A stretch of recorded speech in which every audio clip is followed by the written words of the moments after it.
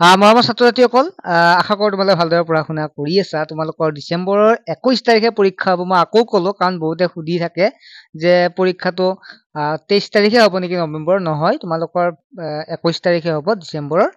চ' সময়ো আছে। যিসকল ছাত্ৰ ছাত্ৰীয়ে আমাৰ ক্লাছত জইন হোৱা নাই, তোমালোকৰ বাবে এটা সুবিধা লোৱা হৈছে। তোমালোকৰ যাতে আমাৰ ক্লাছত আহা তাৰ বাবে এটা ব্যৱস্থা কৰা হৈছে। যিসকল অহা নাই, নিশ্চয় তেওঁলোক মানে দৰিদ্ৰ সীমাৰেখাৰ তলৰে হয়, এটা দুখীয়া ঘৰৰ ছাত্ৰ ছাত্ৰী। চ' যিসকলে জইন হৈছে তোমালোকে বেয়া নাপাবা, কিয়নো যিহেতু তোমালোকে আগৰ পৰাই জইন হৈ আছা।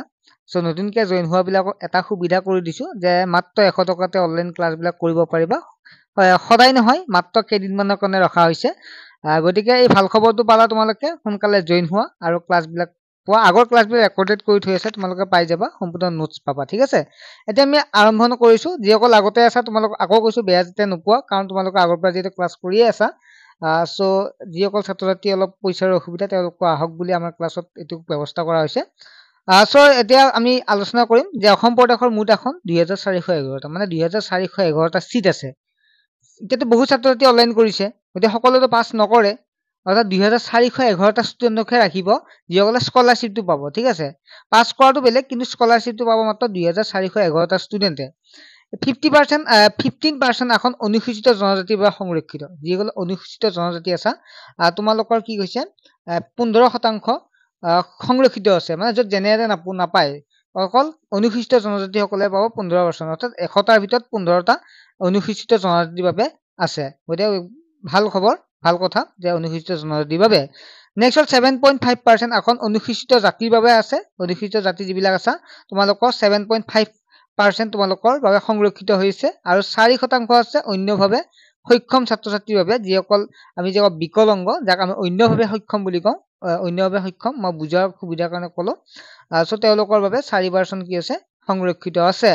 আৰু যদি চাওঁ তেতিয়াহ'লে পাছ কৰিবৰ বাবে কাক কিমান পাৰ্চেণ্টেজ লাগে, তেতিয়াহ'লে চাবা সাধাৰণ শ্ৰেণী, জেনেৰেল যিবিলাক আমি সাধাৰণ শ্ৰেণী বুলি কওঁ, 40% আছে। ঠিক আছে, 40%ৰ ওপৰত যদি পোৱা তেতিয়াহ'লে চিট পাব। এতিয়া তোমালোকে 40%ৰ ওপৰত পালেই চিট পাবা এনেকুৱা নহয়, মানে 40% যদি তলত পোৱা তেতিয়াহ'লে চিট কিন্তু নোপোৱা। অৰ্থাৎ 2411টা চিট আছে, 2411টা চিটৰ তোমালোকে 40%ৰ ওপৰতে পাব লাগিব। ঠিক আছে, এতিয়া অকল 40% ওপৰত পালে পাবানে, তেনেকুৱাও নহয়। মানে এজন 2411টা চিটতে পাব। 40% ওপৰত জেনেৰেলে ধৰা হ'ল 5000 ষ্টুডেণ্টে পালে, 5000 পাব নেকি, নাপায়। অৰ্থাৎ ওপৰৰ পৰা ৰাখি আহিব 2411টা। গতিকে 2411টা ওপৰৰ পৰা ৰাখি আহিব। তেনেকুৱাকে কথাটো এনেকুৱা যে 40% তলত পালে কিন্তু ষ্টুডেণ্টে নাপায়, আৰু 40% ওপৰত পাবই লাগিব, মিনিমাম 40%। ঠিক আছে, আৰু অনুসূচিত জনজাতিৰ বাবে 32% পাবই লাগিব, মানে তলত আহিলে স্কলাৰশ্বিপটো নাপায়। অনুসূচিত জাতিৰ বাবে 32% পাবই লাগিব, আৰু অন্যভাৱে সক্ষম ব্যক্তিয়ে 32% পাবই লাগিব। কথাটো বুজি পাইছা নিশ্চয়। তোমালোকৰ বাৰু মই লাইভ ক্লাছত বুজাই দিম, যিসকল অনলাইন ক্লাছত জড়িত হৈ আছে। আৰু যিসকলে হোৱা নাই, অতি সুখবৰ, তোমালোক অতি সোনকালে মাত্ৰ 100 টকাত, ঠিক আছে, মাত্ৰ 100 টকাত জইন হ'ব পাৰিবা। আৰু পৰীক্ষা কেন্দ্ৰবিলাক ক'ত হ'ব?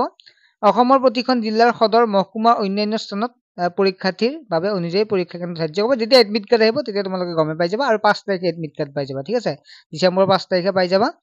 ঠিক আছে, সোনকালে যিটো নাম্বাৰ দেখা পাইছে এই নাম্বাৰটো SMS কৰি সোনকালে জইন হৈ লোৱা। মাত্ৰ মাজতে বন্ধ কৰি দিয়া হ'ব। ঠিক আছে, মাজতে বন্ধ কৰি দিয়া হ'ব, সোনকালে জইন হৈ লোৱা।